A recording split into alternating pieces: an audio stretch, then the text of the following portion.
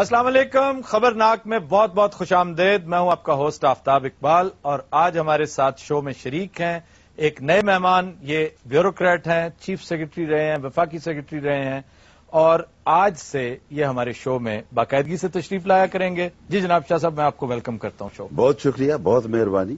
کیسی گزر رہی ہے بعد از ریٹائرمنٹ زندگی؟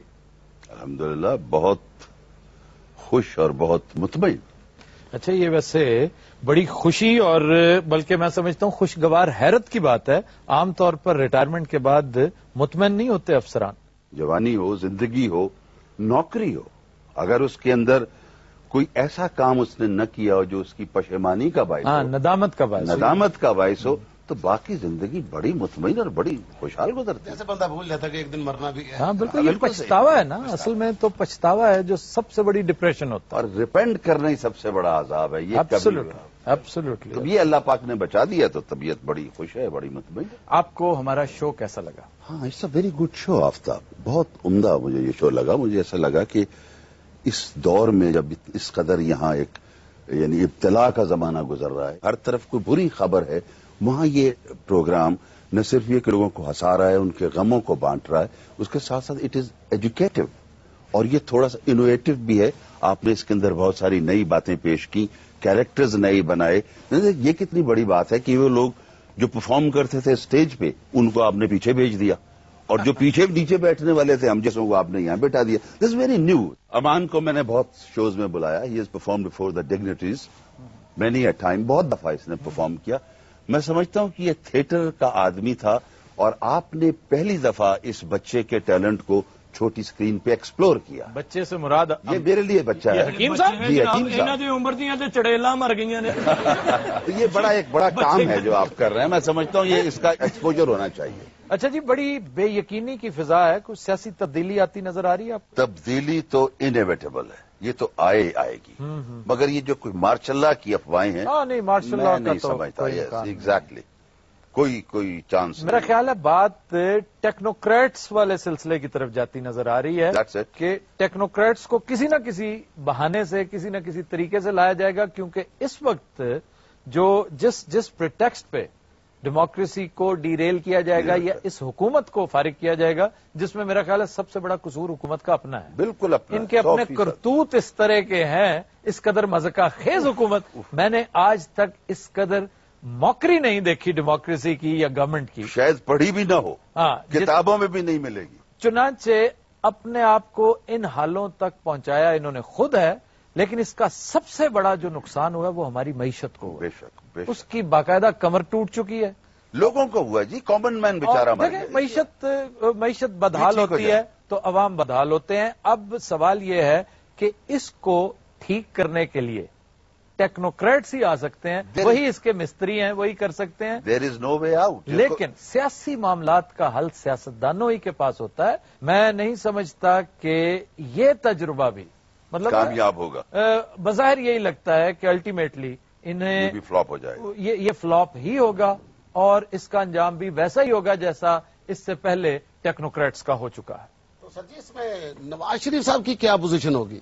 نواز شریف کی خواہش تو بڑی ہے کہ تبدیلی آئے تاکہ جو وہ اپنی ٹرن لے سکیں, کیونکہ یہ حکومت تو بری طرح فلاپ ہوئی ہے نا. ان ہاؤس تبدیلی کے لیے وہ چاہتے نا. ان ہاؤس تبدیلی کے لیے وہ کوشاں ہوں گے, لیکن سوال یہ ہے کہ کیا یہ ساری تبدیلی نواز شریف کو اقتدار میں لانے کے لیے ہو رہی ہے؟ چنانچہ تبدیلی آتی ہے نا تو اس میں نقصان پیپلز پارٹی کا ہی نہیں, اس میں نواز لیگ کا بھی ہوگا, سیاسی قوتوں کا, تمام سیاسی قوتوں کا نقصان ہوگا. ہاں, اگر آپ نے فائدہ پہنچانا ہے, اگر اس تجربے نے کوئی ٹھیک ٹھاک دور رس نتائج حاصل کرنے ہیں تو پھر بہت ضروری ہے ایک لفظ, 1 point agenda, and that is احتساب. اللہ آپ کی خیر کرے. اندھا احتساب کریں, اکراس دا بورڈ احتساب. جناب آفتاب میں اس کے بغیر کوئی گزارا ہی نہیں ہے. جنہوں نے لوٹا ہے, جنہوں نے سب کچھ برباد کر کے رکھ دیا, ان کو آپ جب تک پکڑیں گے نہیں, ان کی گردنیں نہیں آپ دبوچیں گے, دیر ول بی نو چینج. کوئی قانون کی بالادستی نہیں ہوگی, حکمرانی نہیں ہوگی, کچھ نہیں ہوگا. چنانچہ کی ورڈ جو ہے وہ احتساب ہے. ویسے سر جی, میں بھی آپ کو ایک بات بتا دوں, یہ اسٹیبلشمنٹ ہمیں فارغ کر کے خود بھی سوکھا سا نہیں لے سکتی. کیوں جی, آپ نے ملک کو کیا ٹوٹیوں پر اٹھا رکھا ہے؟ یار حد ہوگی. یہ ٹوٹیوں پر کیا ہوتا ہے؟ سینگوں پر اٹھاتے ہیں کس چیز کو, ٹوٹیوں پہ نہیں. آفتاب سینگوں پر بھینسے چیزیں اٹھایا کرتے ہیں, لوٹے بیچارے تو اپنے مال و اسباب کو ٹوٹیوں پر ہی اٹھائیں گے. مجھے سمجھ آ گئی تھی آپ کی اس طنز کی جو آپ فرما رہے ہیں, لیکن خیال کریں کل بھی میں نے معذرت کی تھی. ویسے شیرازی صاحب میں سوچ رہا تھا کہ آپ کی عزت ہی بنی جائے. آپ بار بار مجھے لوٹا کہہ رہے ہیں, حالانکہ آپ کی اپنی ناک بالکل ٹوٹی جیسی ہے. ویسے معاف کرنا ملک صاحب, میں آپ کو سیاست دان سمجھتا, آج تو آپ مجھے پلمبر نظر آئے ہیں. یہ سیاست دانوں والی باتیں کر رہے ہیں. اچھا آپ صحافیوں والی باتیں کر رہے ہیں ویسے. نہیں جی, میرا مطلب ہے آپ لوٹے نہیں ہیں, آپ پیسے لوٹے اور لفافے نہیں لیتے. میری بات سنیں ایک سیکنڈ, مجھے اجازت دیں تھوڑا سا, میرا بھی اس شو کے ساتھ تعلق ہے. تھی کتنے چلے ہو گل کر کے جانا. میری بات سنیں یار, سنو سیریس بات ہے. آپ صحافی ہیں, اپنا کردار نبھایا, آپ اتنے غصے میں کیوں آتے ہیں؟ نہیں, مگر ایک بات گزارش یہ ہے, آپ نے بڑا درست کہا, کوئی پسند نہیں کرتا. بھائی ملک صاحب, اس میں اتنا ناراض ہونے کی بات نہیں. آپ یہ دیکھیے نا کہ ہمارے ملک کے اکثر سیاستدان 70-80% سیاستدان کیا لوٹے نہیں رہے. آج اس جماعت میں کسی نہ کسی سٹیج پر انہوں نے پارٹی چینج کی, بدلی ہے. آپ بھی تو اس سے اجتناب برتا کریں نا. آپ آخر کیوں اپنی لائلٹیز چینج کرتے ہیں؟ سر جی آپ گھما پھرا کے نا تھپڑ مار دیتے ہیں. نہیں, میں لوٹا نہیں کہہ رہا. لوٹا نہیں آپ کہہ رہے, آپ جو ہے نا بڑے اچھے انداز سے پیکنگ میں دے رہے ہیں مجھے. اچھا نہیں, آپ مجھے یہ بتائیں کہ آپ نے لائلٹیز چینج کی نا. سر مجبوری کے تحت, کسی کو شوق تو نہیں نا ہوتا کہ پارٹی چینج کرے. وہ بات تو وہی ہوگی نا کہ آپ نے پارٹی چینج کی ہے. آپ میں اور حکیم صاحب میں پھر کوئی زیادہ فرق تو نہیں نا ہوا. آپ نے پارٹی چینج کر کے مراعات حاصل کر لی, انہوں نے ووٹ فروشی کر کے ایک سائیکل حاصل کر لی. اللہ تعالیٰ بھلا کرے, اللہ تعالیٰ بھلا کرے. بہرحال جناب, لوٹاازم اتنی ہی قدیم چیز ہے جتنی کہ سیاست. جناب قائم علی شاہ صاحب نو ویکھ لو تسی, یہ بھی اپنی جوانی چ فرعون دے لوٹے رہ چکے نے جناب. کیا بےہودگی شروع کر دی تم. اور جناب وہ تو ایڈے پرانے تو کان ایک پار والا چلتا ہوں سی, اور صرف کھبے پاسے جانا ہوں جدھر پار ہونا سی.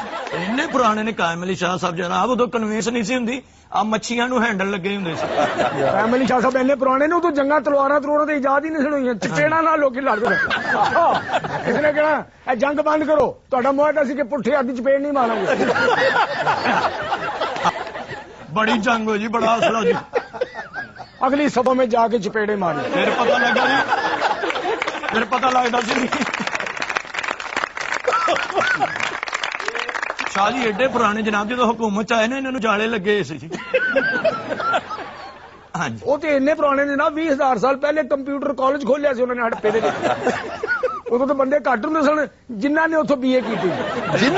ہاں جی, جنہ نے کیتا نا جی, اسی انہوں نے جاننے, باقیاں نہیں جاننے. یعنی جنات نے. ہاں جی, تو بندے کدھر تھے؟ بندے تو ادو ہوں ہی نہیں سی جناب, بس سیاستدان ہی پھرتے ہوں سن. میری بات سنو, اگر اب تم نے تذکرہ بھی کیا نا قائم علی شاہ صاحب کا, تو تم شو سے فارغ ہو.